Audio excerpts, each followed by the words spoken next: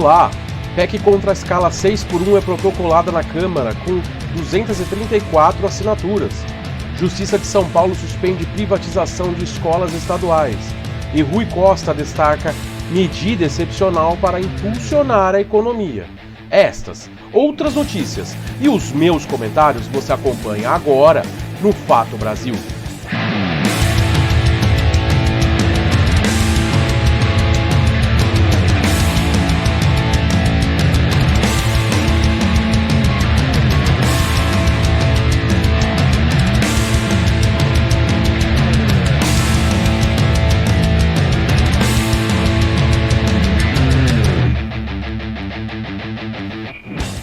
E estamos começando mais um Fato Brasil aqui na WTV.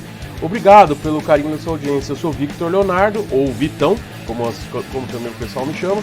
E a partir de agora você fica informado com as principais notícias do dia que mexem com as nossas vidas. E claro, com a minha análise, os meus comentários, quiçá avassaladores. É o que dizem. É isso. Bom, você pode entrar em contato com a gente pelas nossas redes sociais, que a gente fala todos os dias aí. Todas são @WTV Brasil. No YouTube, você pode dar o seu curtir, pode se inscrever no canal para receber as notificações de todos os nossos vídeos novos, nossos programas novos aqui da WTV Brasil. E o joinha e tal. E pode comentar também nos comentários. Para você não custa nada, mas para nós é muito importante. Ah, Victor, tem alguns programas seus aí no YouTube que não tem poucas visualizações.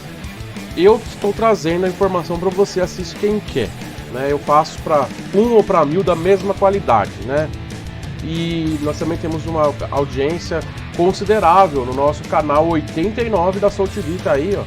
Então, no YouTube pode não ter muitos views às vezes, mas no Soul TV tem bastante, isso a gente sabe. Então, nós somos o canal 89 da Soul TV, disponível no celular Android, iOS, também nos tablets Android e iOS, e nas Smart TV Samsung e LG e das outras marcas através do espelhamento, né? Por exemplo, no Android TV, você pode espelhar o celular no Android TV e aí você consegue assistir o aplicativo da Soul TV pelo espelhamento, né? Você também pode assistir também nas Smart TVs pelo navegador, pelo site soultv.com.br, no computador, né? E qualquer dúvida em relação a nós, nosso site oficial wtvbrasil.com.br. Bom, vamos começar o programa hoje e antes de ir para todas as notícias, eu preciso falar uma coisa que ontem, no fechamento a gente fecha a edição um pouco antes do programa ir ao ar, né, que a gente faz a gravação, ainda nosso programa não é ao vivo, é gravado, e ontem essa notícia foi divulgada depois que a gente tinha terminado o fechamento da pauta. Nízia Trindade é demitida do Ministério da Saúde, Padilha confirmado para o cargo. O governo federal confirmou a mudança no comando do Ministério da Saúde na terça-feira, ontem, no começo da noite da terça-feira, com a demissão de Nízia, já especulada na última semana. O ministro da Secretaria das Relações Institucionais, Alexandre Padilha, assumirá o comando da pasta. A demissão ocorre após o presidente Luiz Inácio Lula da Silva demonstrar insatisfação com a falta de resultados na gestão na área. Parece bonito, né? Mas, na verdade, de história acadêmico e técnico, Nízia é criticada por parlamentares por uma suposta falta de traquejo político, ou seja, em especial na hora de liberar verbas. A decisão ela foi anunciada pelo Planalto nessa terça-feira, no comecinho da noite, e a posse de Alexandre Padilha está marcada para o dia 6. A Nízia vem sendo fritada já pelo governo há um tempo, e essa análise que eu faço é o seguinte: a Nízia é técnica, ela é técnica e acadêmica, e ela tem esse histórico. Aí o Lula disse que estava insatisfeito com os resultados, mas que resultados eram esses? Ao que tudo indica, porque ela não estava liberando a verba para quem tinha que liberar, entendeu? O problema da Nízia foi dinheiro, vocês entendem? Eu estou falando português, claro, que os outros meios de comunicação não vão falar. E, Vitor, então você está criticando o governo Lula? Tô, porque ela não teve o traquejo político para liberar a verba. Você entendeu?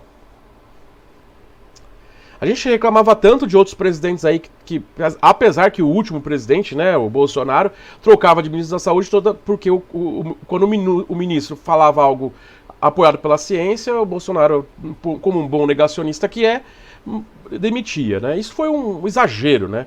Não foi um exagero falar que o Bolsonaro... Foi um exagero que o Bolsonaro fazia, né? Vamos esquecer o Bolsonaro, mas a questão é, quantos ministros vão cair nos governos, agora no governo Lula, por causa de verba? A verdade é que todo o traquejo político do governo, e não é só desse, de outros governos, inclusive deste mesmo presidente que está hoje, nos seus governos 1 e 2, será que era por falta de traquejo político? Ou seja, liberação de verbas? Fica a dúvida no ar. Começando agora o programa com as notícias que impactam o nosso dia. Bom, a PEC contra a escala 6x1, ela foi protocolada também ontem à noite na Câmara dos Deputados, né, na Câmara, com 234 assinaturas, exatamente. A PEC, que é uma proposta de emenda à Constituição, que acaba com a escala de 6 dias de trabalho por 1 de folga, que a gente conhece como novo trabalho escravo, né? Eu conheço diversas pessoas aí, vou mandar um abraço para todas elas. É motorista de ônibus, é maquinista, é caixa de supermercado, é atendente de lotérica, quem mais? Eu não sei se os trabalhos de pedreiro também entram nessa, eu acho que às vezes pode ser que entre, dependendo da obra, né, do contrato. A gente tem aí alguns servidores municipais, tipo o pessoal que limpa a rua, né, o pessoal que trabalha na coleta seletiva, na coleta de lixo, seletivo ou comum, né? Que mais que a gente tem aí? O pessoal do telemarketing, né, dos atendimentos aí, das centrais 0800, ou mesmo dos chats que falam com a gente nos atendimentos das operadoras, de cartão de crédito, de banco. A grande maioria trabalha nesse regime 6x1. E a gente tem acompanhado como isso faz mal para a saúde de todos, né? Ou seja, é uma forma de escravizar, porque a pessoa não tem vida. O único dia de folga, ela tem para resolver tudo que ela não pode resolver no dia que está trabalhando, ela não consegue mal descansar. Ou ela descansa, ou ela resolve, e aí não tem vida social. Enfim, é um inferno, tá? É um inferno.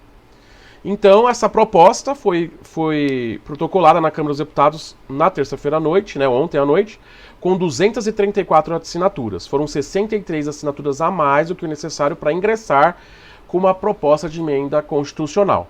A PEC estabelece uma semana de 4 dias de trabalho. A deputada federal Érica Hilton, que é do PSOL, né, do Rio de Janeiro, que lidera a articulação da PEC na casa, né, e tem o movimento VAT, né, vida após o trabalho, né, além do trabalho, na verdade, né. Aí a Érica Hilton afirmou que foram meses de conversas com parlamentares e mobilizações para se chegar a este momento de registrar a proposta na Câmara. Em coletiva de imprensa nessa terça, a deputada disse que essa escala é considerada obsoleta. Deputada, eu vou botar mais obsoleta, isso é certeza. Mas eu vou complementar o que você disse, deputada Érica Hilton. Ela é um absurdo. Eu falo muito absurdo para não falar um palavrão aqui. A verdade é essa. Porque eu sei que quem está me assistindo não achou o ouvido no pinico. Então a gente tenta manter pelo menos assim, um nível. Mas é verdade, gente. Como eu mesmo disse, eu tenho muitos amigos que infelizmente trabalham aí, né? Por exemplo, eu tenho muitos amigos que são motoristas de ônibus que trabalham em 6x1. E às vezes a imprensa quer que trabalhe 8x1, 9x1, né? E se adoece, ainda perde o vale-refeição, né? O que é um absurdo também, né? Que é um direito e não tem nada a ver com isso. Mas enfim, a questão toda é que embora tenha sido agora protocolada pela Érica Hilton, que é do PSOL, um partido de esquerda, ela não é uma pauta de esquerda. Ela é uma pauta de todos. Porque ela não vai beneficiar só a esquerda, ela vai beneficiar todos os trabalhadores, seja qual é a preferência política ou não. Existe um movimento de alguns de políticos conservadores que falam que a economia vai quebrar se a gente implantar, se a gente acabar com a escala 6x1 e colocar a 5x2. Ou a 4x3, que já está sendo implementada em países europeus e que está aumentando a produtividade das empresas que colocaram essa escala, 4x3. O que a maioria dos trabalhadores querem é apenas um dia a mais de folga. Uma 5x2 já vale muito a pena. 4x3 seria maravilhoso, mas a gente sabe que ainda tem, aqui no Brasil a gente tem muito ainda o que fazer para chegar num 4x3. Mas que pelo menos a gente implantasse e proibisse o 6x1. Ah, mas e os trabalhos emergenciais? Dá para fazer com escala de revezamento 5x2 para todos. Não precisa todo mundo folgar no sábado e domingo. A gente sabe que tem atribuições, aí tem alguns trabalhadores que não podem se atentar, que as empresas não conseguem dar folga para todos juntos ao mesmo tempo, no sábado e no domingo, mas que sejam 2 folgas, e de preferência seguidas, né? Ou seja, você pode folgar um sábado e domingo no mês, aí depois uma segunda e terça, depois uma quarta e quinta, e assim vai indo. Isso é uma possibilidade. E tem empresas que não precisam funcionar sábado e domingo. E aí sim, segunda a sexta. Aliás, algumas empresas que já funcionam no regime segunda a sexta já dão folga no sábado e domingo para os seus trabalhadores. A gente só quer que isso se implemente. Por que eu falo a gente? Porque eu também apoio o movimento VAT. Eu também apoio o fim da escala 6x1. Não dá. Aliás, eu conheço algumas empresas novas aqui em São Paulo que já estão contratando com um regime 5x2, que já estão prevendo mudanças na legislação trabalhista nesse sentido. E eu dou parabéns para essas empresas. Eu não vou falar o nome aqui porque isso vai parecer que eu estou puxando o saco. Mas o que eu estou dizendo é que isso é importante. Porém, conhecida pelas suas decisões super conservadoras e por absurdos em termos de conservadorismo e tal, um homem foi retirado à força da Câmara após um protesto contra essa mesma escala 6x1. Um homem foi retirado à força em um dos plenários da Câmara, também no mesmo dia que foi protocolado, enquanto protestava contra a escala de trabalho 6x1. Ele foi detido por policiais do Departamento da Polícia Legislativa, onde a confusão começou durante um pronunciamento da Frente Parlamentar Evangélica do Congresso.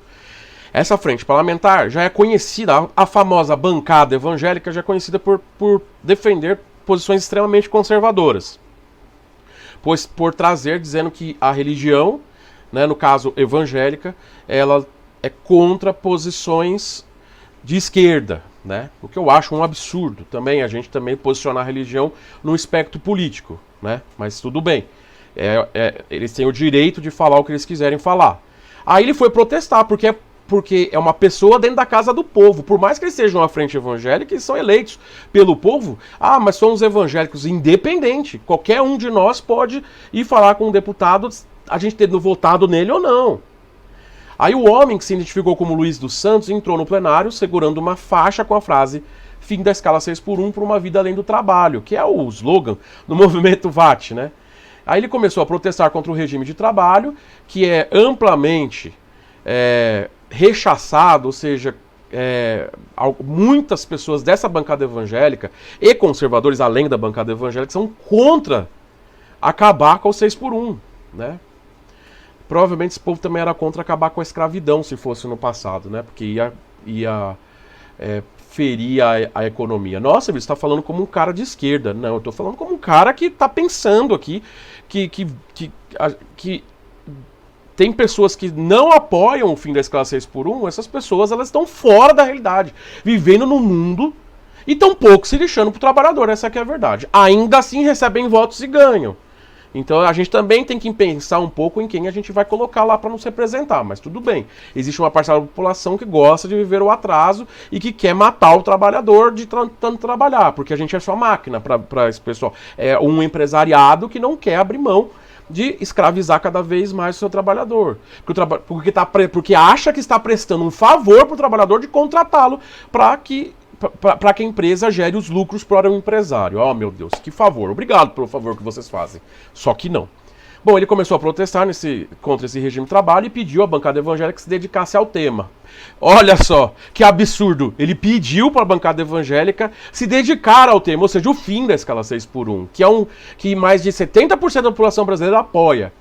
Por causa disso, foi convidado a se retirar.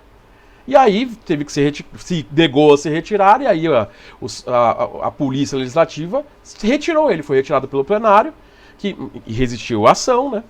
E foi levado, aí machucaram um pouco, deram uma torção no braço, deram um mata-leão, né? Tudo muito bom, né? Mata-leão, é bom, né? Dar um mata-leão numa pessoa que está protestando dentro da Câmara, que é a casa do povo.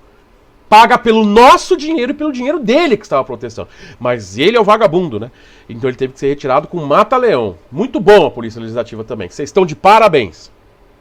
E muito bom a bancada evangélica que não pode, né, escutar uma proposta contra o que ela diz que acredita, né? Diz que acredita tanto na democracia que quando alguém vai contra, é isso que acontece.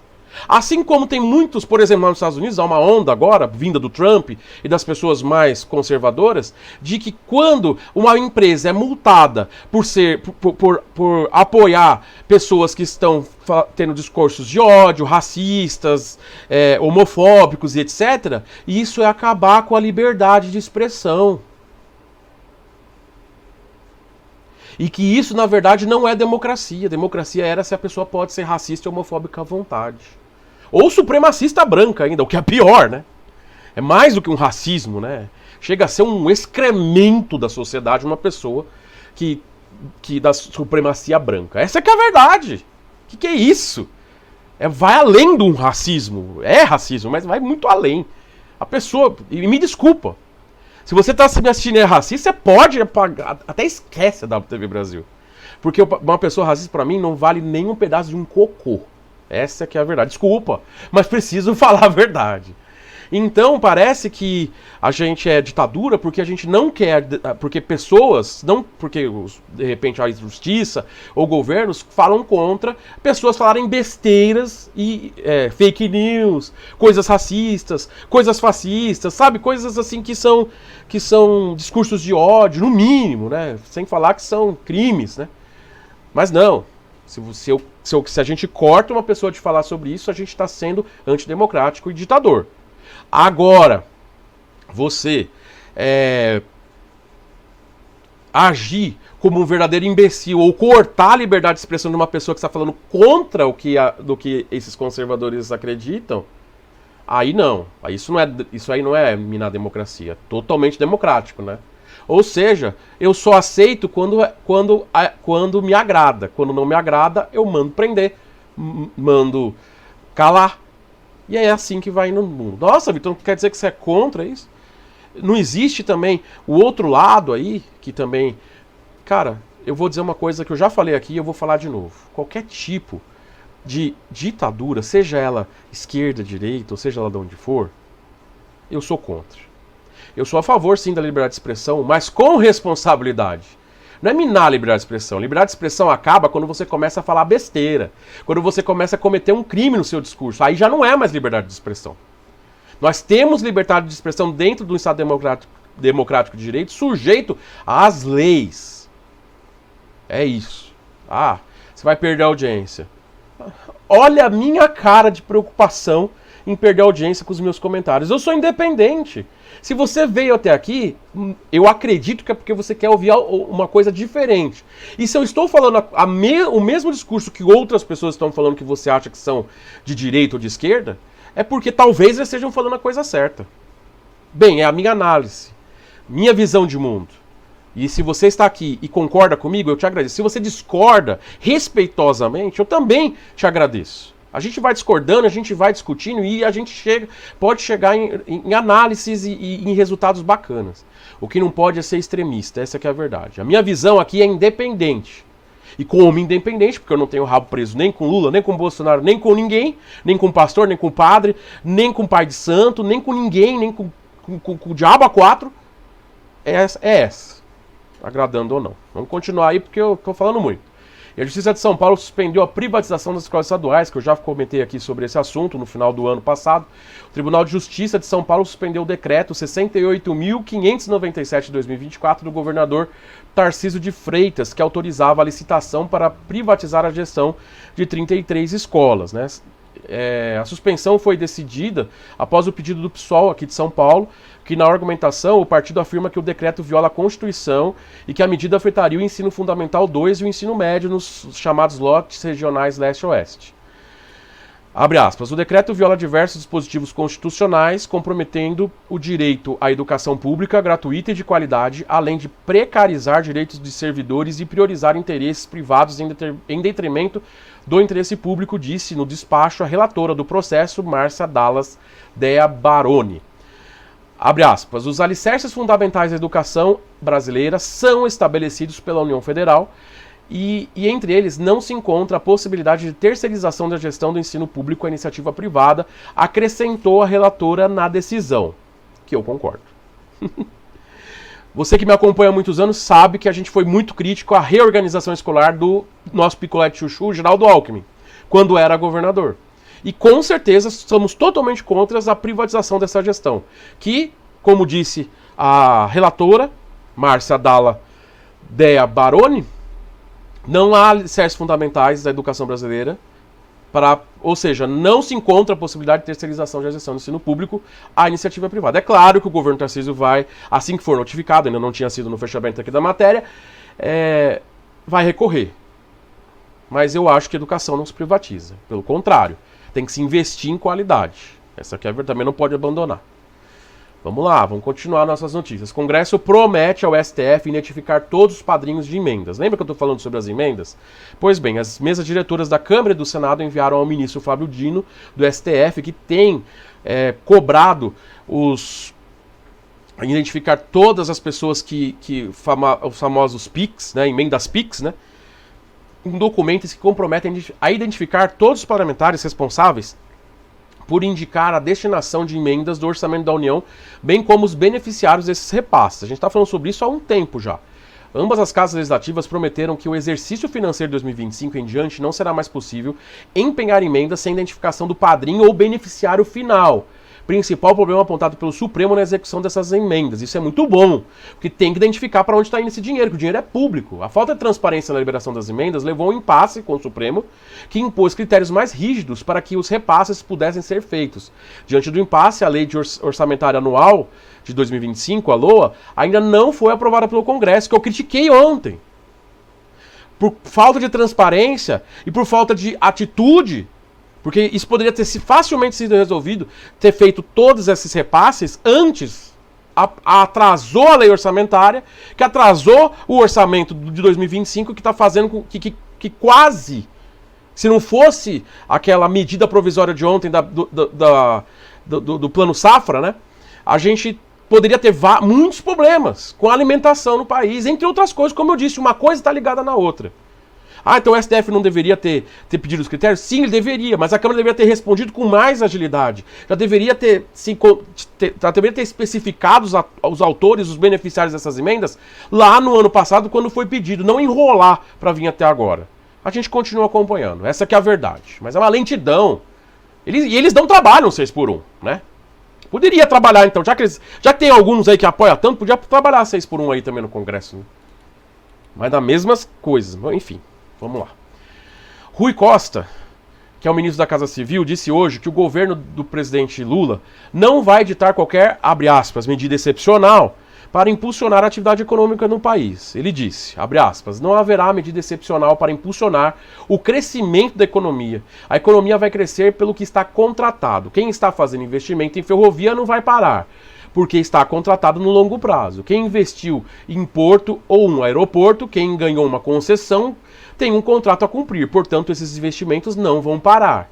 Não haverá nenhuma medida excepcional para reaquecer a economia.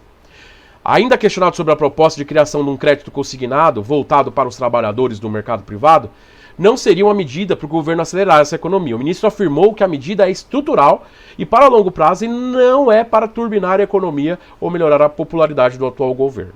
A verdade é que o governo está patinando na questão econômica. E o ministro da Casa Civil, Rui Costa, falou só mais do mesmo. É óbvio que esses contratos que ele disse sobre ferrovias, aeroportos, concessões, vão ser cumpridos. A gente espera sim que a economia continue andando. A gente só gostaria de que, não é, e eu também acredito, assim como ele também disse, que medidas excepcionais não são a solução para que a nossa economia volte a crescer, porque ela está patinando. E, consequentemente, por isso, a gente tem aumentos de preços, a gente tem a complicação para os serviços, e a popularidade do presidente Lula é a mais baixa dos 3 governos dele, com apenas 29% de aprovação, o que também mostra que nem tudo é flores. E que nem todas as ações que estão sendo tomadas pelo governo federal estão corretas. Como também existem ações por parte do mercado e do setor privado que também estão ajudando a frear a economia, o que gera maior inflação e gera maior impacto na vida de todos nós. Esta é a minha análise. Vamos continuar aí então. E um agente da PF é acusado de vazar os dados sobre o Lula. Eu só queria passar rapidinho por aqui, nós já estamos quase terminando o programa. Um áudio que foi obtido pela Polícia Federal mostra a atuação do agente da Polícia Federal acusado de vazar informações sobre a segurança do presidente Lula durante a transição do governo. O episódio faz parte de uma investigação da trama golpista organizada durante o governo Jair Bolsonaro. O que eu falo sobre isso? Vocês estão vendo como é complicado? O agente público, ele não pode ter lado político, gente. Ele não pode fazer isso. Esse cara está sendo acusado, claro, vai ser preso, mas olha só o absurdo. O cara que deveria proteger a democracia passando informações para possíveis crimes serem cometidos. Pode ser o Lula ou qualquer outro presidente que fosse assumir. Isso é uma vergonha, gente. É necessário continuar essa investigação e é necessário a gente ficar de olho. Ufa, hoje eu falei bastante, né? Mas a gente chega agora no final do programa com as seguintes manchetes, coisas importantes que a gente tem que levar até voltar ao programa amanhã. Bom, o Brasil criou 137,3 mil postos formais de trabalho em janeiro. Isso é muito bom. Só precisa que esses 137 mil postos, aproximadamente, um pouquinho mais, não sejam com escala 6x1. Aí ia ser bom demais, né? O Drex, que é a famosa moeda digital que o governo está tentando implantar, enfrenta desafios de privacidade em primeira etapa, diz o Banco Central. Jura? Eu tô meio bem atrás com esse Drex aí. Depois a gente comenta em um outro momento. Barroso pede manifestação de Zanin e Dino sobre os pedidos de impedimento. Eu comentei ontem sobre os impedimentos de Dino, por exemplo, para julgar as ações sobre sobre o possível golpe de Estado, sobre a tentativa de golpe de Estado de 8 de janeiro. Doa quem doer. Defesa Civil emite novo alerta severo para chuvas em São Paulo. Pois é. Salve-se quem puder em São Paulo. Essa é que é a verdade. A gente fala rindo, mas chorando. É o famoso chorrindo. Eu tenho que trazer pra cá aquela figurinha do WhatsApp do chorrindo. É isso, é chorrindo em São Paulo, é isso. A gente ri porque é tão ruim que a gente fica nervoso e ri porque a gente tá chorrindo, porque a gente tá ficando doido. Essa que é a verdade. E olha só, essa é pro Rio de Janeiro chorrir também. Chorrindo no Rio. Passagem de metrô do Rio pode passar a R$ 7,90, a mais cara do Brasil. Parabéns, Rio de Janeiro. É isso, governo do Rio de Janeiro. Vocês estão bem. Bom, com essa... é assim que eu vou ficando por aqui. Muito obrigado pelo carinho da sua audiência. Se você tiver qualquer sugestão, reclamação, entre em contato aí com a gente. Passa esse programa para outras pessoas assistirem. Se você concorda comigo, passa. Se você não concorda, passa também. Comenta aí, manda seu comentário, não no chat, mas nos comentários do vídeo do YouTube ou através das redes sociais, se você concorda, discorda. Vamos tentar ter aqui uma dinâmica bacana pra gente poder tá conversando sobre as coisas sem a gente estar se atacando, né? É claro que se tiver um comentário extremista, seja lá o que for, geralmente eu ignoro, tá bom? Mas é isso. Vou ficando por aqui e amanhã eu tô de volta. Metade da semana já foi, hein? Falta 2 dias.